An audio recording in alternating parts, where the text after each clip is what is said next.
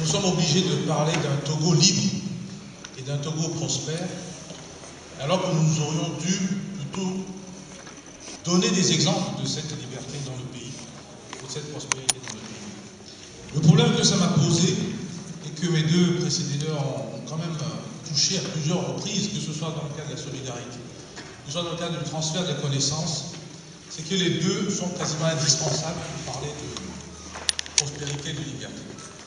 Malheureusement, quand j'ai essayé de travailler ce sujet, je ne peux que vous montrer des images de larmes et de tristesse, qui est liée au fait que ce peuple togolais, quand vous lui posez la question, il n'est pas libre. Quand vous lui posez la question de la prospérité, il n'est pas prospère. Donc je suis arrivé à la conclusion que le Togo pleure, non seulement sur sa situation passée ou présente, mais même future, ce qui est encore plus grave. Voilà pourquoi vous voyez des enfants à l'image. Alors il faut qu'on clarifie ces concepts pour savoir de quoi nous parlons, que nous soyons précis sur un certain nombre de constats qui ont lieu et comprendre une chose fondamentale qui fait qu'on n'est pas libre et on n'est pas prospère, c'est qu'on ne participe pas à la prise de décision. Donc il faut qu'on voit pourquoi on n'arrive pas à participer à cette prise de décision. Et il y a une condition fondamentale, sine qua non, qui ne peut pas être usurpée, qui est la vérité des urnes.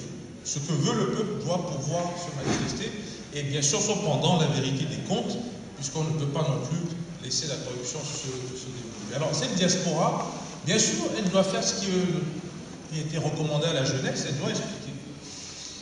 Elle ne l'a peut-être pas suffisamment fait, elle doit aussi transmettre. On verra un certain nombre de points. Pourquoi transmettre? Pourquoi expliquer? Même pour les jeunes, au fond, c'est le deuxième point que je souhaite que vous reteniez tout de suite, c'est que vous ne pouvez parler de liberté que si vous avez une marge de manœuvre, sinon vous êtes un esclave. Vous ne pouvez parler de prospérité économique donc que si vous avez aussi une marge de manœuvre, donc vous avez un surplus. Et donc quand il parlait de centre de compétitivité, etc., il va falloir créer ce surplus d'une manière ou d'une autre et vous assurer que personne ne vous le usurpe. Parce que quand il parlait de celui qui venait chercher dans le champ ce que vous avez préparé la veille, ce n'est pas mieux que les élections au Togo où quelqu'un a gagné, quelqu'un a dit qu'il y a gagné. Je ne citerai pas de nom, je pense que vous voyez de quoi je parle. Ce qui fait que notre futur à tous, y compris la diaspora cette fois-ci, elle est mise en cause. Elle est mise en cause parce que nous allons nous organiser sur un futur sans autodétermination, ce qui est inacceptable et ce n'est pas seulement valable au Togo, mais l'ensemble des pays qui nous entourent. Alors clarifions ces concepts. Je pense que pour clarifier, on ne peut pas continuer à se lamenter, je dis bien, indéfiniment, et on ne peut pas le faire non plus à haute voix. Parce que nous croyons que plus nous crions fort que nous ne sommes pas contents et qu'on nous usurpe nos urnes, qu'on nous fait mal, qu'on nous tape dessus, nous allons être écoutés. Encore faut-il que celui qui veut, ou celle qui veut bien nous écouter, s'intéresse. Et un intérêt. S'il n'y a pas d'intérêt, on ne s'intéresse pas. Et si elle ne veut pas, vous ne passez pas sur les ondes, donc on ne sait même pas ce qui se passe. Donc le microphone, le fait de parler fort, ne résout pas le problème. Ce qui peut nous poser des problèmes au Togo, parce que nous avons l'impression d'être dans la justice quand nous nous plaignons, et donc nous serons écoutés, ce qui est archi faux. Donc ce n'est pas parce que nous avons raison qu'on nous a usurpé notre droit d'autodétermination, de liberté, que ça va changer. Sinon nous tombons dans la fatalité, comme a dit Kofi tout à l'heure. Donc très important ces images, ça permet de clarifier. Alors je voudrais commencer par quelque chose de très concret qui est arrivé lors d'un interview accordée à des journalistes à la sortie d'une conférence publique de la commission de vérité, justice et réconciliation de CVJR, qui s'est tenue au Palais des Congrès à Lomé le 20 juin, il y a 10 jours, 11 jours.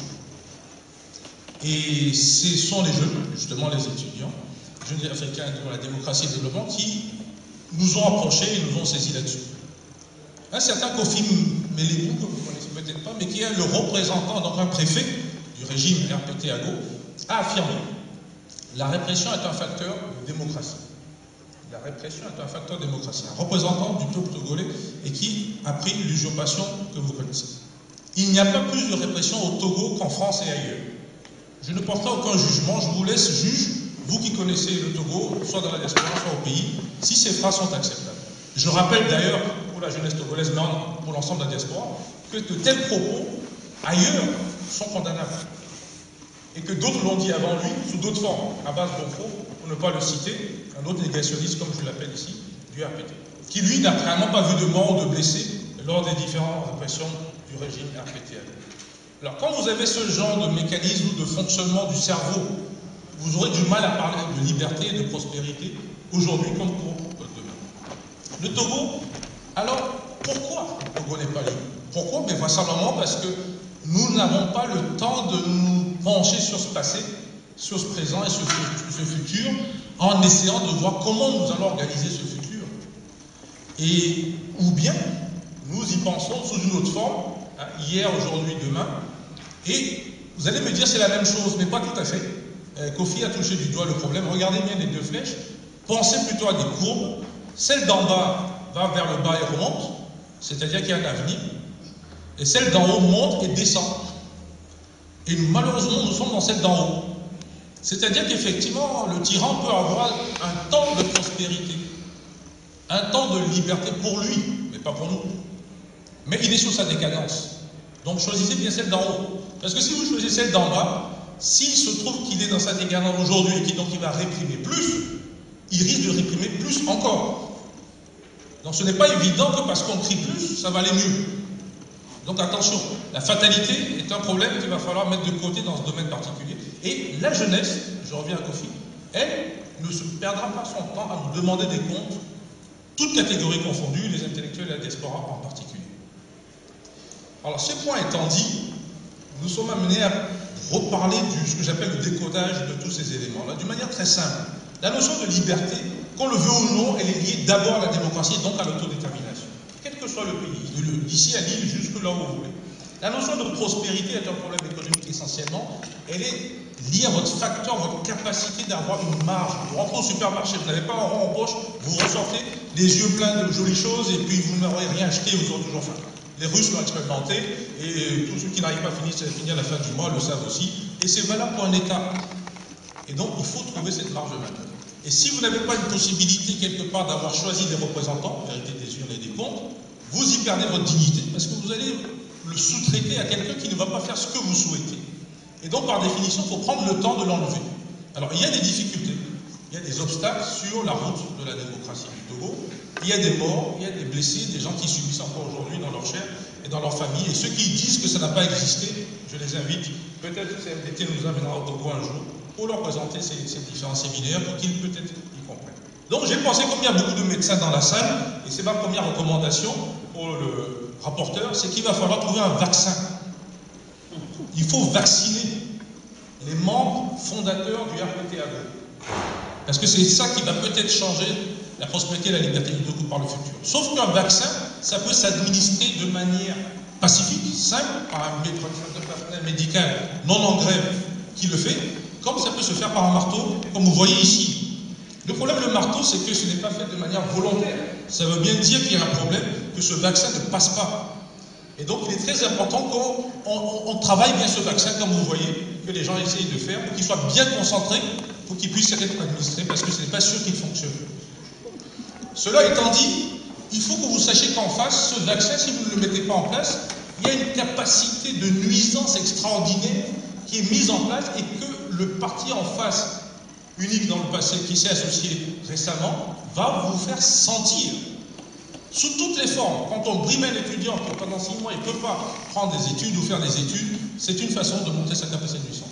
Quand on met du gaz lacrymogène dans la maison d'un opposant politique, c'est une capacité de nuisance. Quand on fait fuir la diaspora, que nous sommes ici à l'étranger, que nous ne pouvons pas rentrer, nous ne pouvons pas faire ce genre de choses, tout ça fait partie de ça. Donc il y a un système qui s'appelle la justice, qui donne de l'humiliation, qui marche par un système de ce que j'appelle l'exemplarité négative, c'est-à-dire qu'on va taper le plus faible pour témoigner aux autres de ne même pas oser faire quelque chose. C'est ça qui explique, parce que quelqu'un m'a posé la question, mais pourquoi au fond la salle n'est pas pleine, que les gens ne viennent pas? J'y vais, les Togolais ont peur. Ils ont peur d'être pris en photo, de devenir membres fondateurs des opposants qui vont s'opposer à ceux qui sont au pouvoir. Et donc ils ne veulent pas cette exemplarité négative. Alors automatiquement, dans leur cerveau, on tombe sur la fatalité. À partir du moment où vous êtes dans la fatalité, vous vous trompez, parce que vous rentrez en religion. Et là, c'est la foi, c'est plus la science.